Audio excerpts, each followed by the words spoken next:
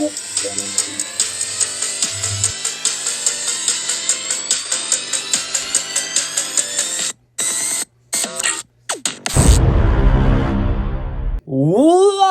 is going on, everybody? It is your boy, your man, Stoke the Camel,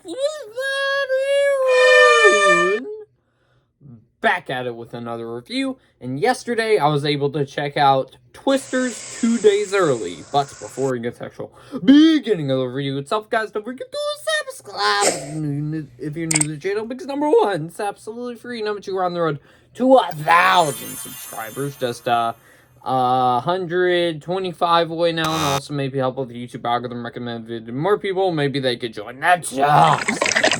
And do feel free to comment your thoughts on Twisters down below. But with that being said, guys, let's get into it.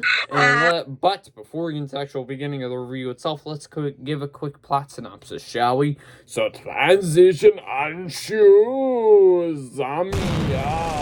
Haunted by a devastating encounter with a tornado, Kate Cooper gets lured back to the open plains by her friend Javi to test a groundbreaking new tracking system. She soon crosses paths with Tyler Owens, a charming but reckless social media superstar who thrives on posting his storm-chasing adventures as storm season intensifies. Kate, Tyler, and their competing teams find themselves in a fight for their lives as multiple systems converge over central Oklahoma. Alright, y'all. So going into Twisters, I never watched the first one fully. I only watched bits and pieces of it. And from the trailers, though, it seemed like a lot of fun. It hooked me by the cast because it has Glenn Powell and I forgot what the guy's name was, but the guy from Transformers Rise of the Beast. And it also has David Cornsweet in here as well, which I was not expecting. So, yeah, from the trailers, yeah, it was looking like it was going to be a solid, fun time. And I finally watched the first Twister yesterday, and I thought it was decent. Spoilers for my mini Twister review that came out a few minutes ago. But yeah, I thought it was a decent enough time, but I didn't think it was anything amazing. But going into this one, I was still excited for it, and I saw it in Dolby Vision, which, yeah. All I'm saying before we get into the review is I think you guys should definitely check it out on Dolby, because it was really great in Dolby. Alright, so with that being said, guys, let's just get into the actual review itself, shall we? Alright, so starting off with the good, we always start off with the good here. The characters and the performances. So, there's this new character named Kate, who is played by Daisy Edgar Jones, which I've never seen any of her past work, but she acts really great in here as Kate. And as well, you probably got the marketing point for the trailers, which is Glenn Powell, who plays this tornado wrangler, and he's a lot of fun in here and gives a charming performance, as he usually does. Then you also got some side characters in here that were quite a bit of fun as well. Minor spoiler for my which one is better video tomorrow with Twisters versus Twister. I think I liked the characters a lot more in this one. You also have Javier Ramos. I'm pretty sure that's what his name is. That's how you spell it, or that's how you say it. I don't know. But again, the guy from Transformers Rise of the Beast, he has a role in here, and he does really good too.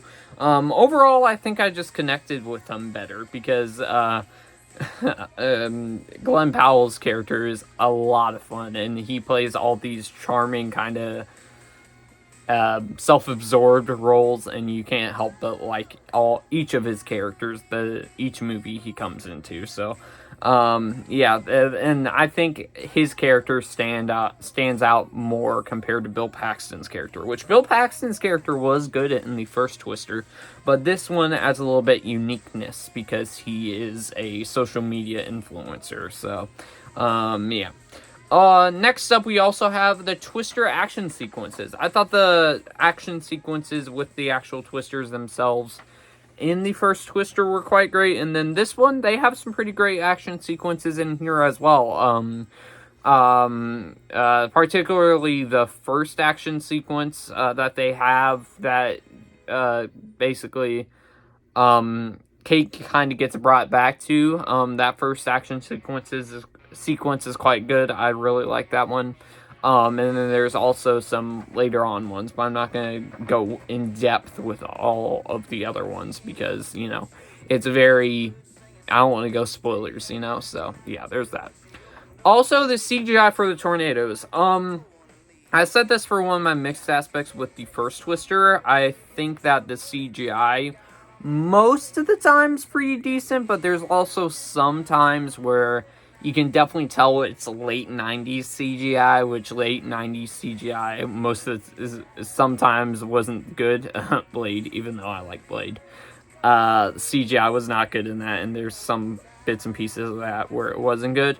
But this time around, you could definitely feel the, oh my goodness, I hope they make it out of there with these tornadoes, because they looked so lifelike, and they did a great job of using the CGI in here for the actual tornadoes.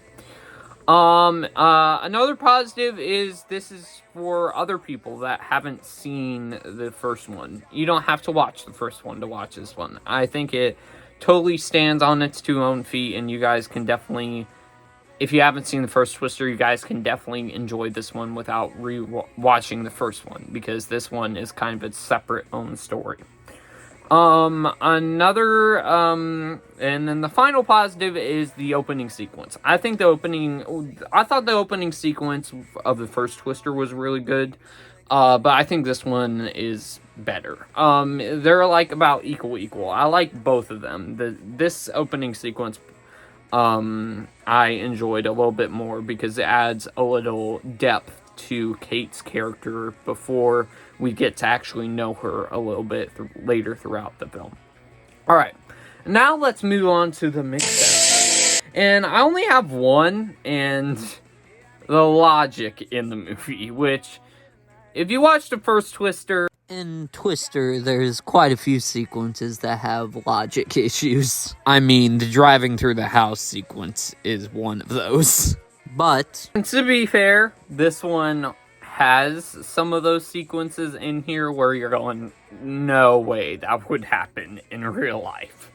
But this one, it doesn't take itself seriously in the moment. It goes like, yeah, we're doing this. It's probably wouldn't happen in real life, but we're doing it anyway. So it's very self-aware, which I'm appreciative of that. If they mention how stupid it is. So I'm glad they did that. Alright, now we move on to the bad. It kind of does the same movie over again as the first one, which, I think this one's a minor negative of mine. It's not a huge negative, but it pretty much does the same exact movie over again, but with like a modern spin to it, I think. They add some new stuff in here with some of the science, but that's pretty much it. Otherwise, it's pretty much a repeat of the first film with some minor aspects changed, which I think it actually works in the movie's favor that they did the same thing over again. I think this is going to be another huge summer blockbuster, hopefully, at least, because we don't know nowadays, because it seems like every movie's flopping at the box office nowadays. So hopefully this makes a lot of money. And yeah, it was a safe bet to do the same exact movie over again, even though I wish they changed some more aspects a little bit to make it a little bit not like the first one. Alright, and then another bad is, this is probably my biggest negative, is the third act feels a little too long and drawn out.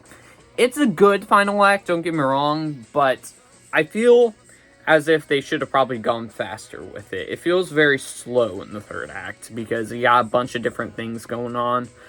And, but overall, I didn't hate the final act. It's just that... It's just all the separate situations, I think, were drawn out quite a bit. In each separate situation, which is saying a lot. Another negative of mine, this one's just my personal preference. I feel they talk too much science in here. It's just a negative of mine. It's just... I just don't understand what they're saying the whole entire time. They say, oh, and I'm going like, what? And it's just, it kind of adds a goofiness when they're trying to estimate how the tornadoes or the actual twisters work, and it feels a little, I don't know. It's just, it felt a little bit weird that it took itself seriously in that moment, because if it acknowledged how silly it was, I feel that might have been, okay, it's not going in the negatives then. Alright, but with that being said, guys, I hope y'all enjoyed this review. Let's bring out the toxic meter.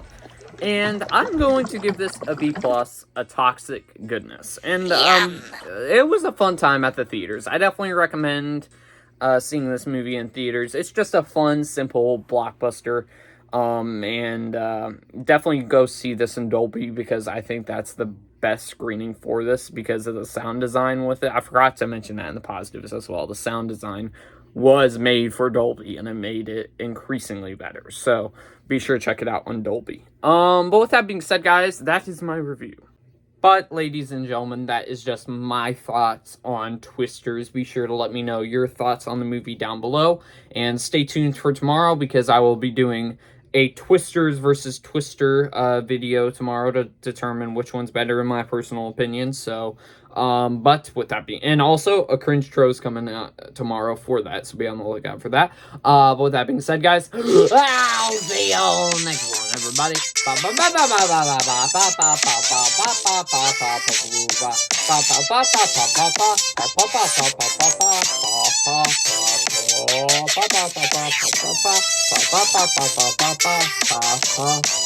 Peace.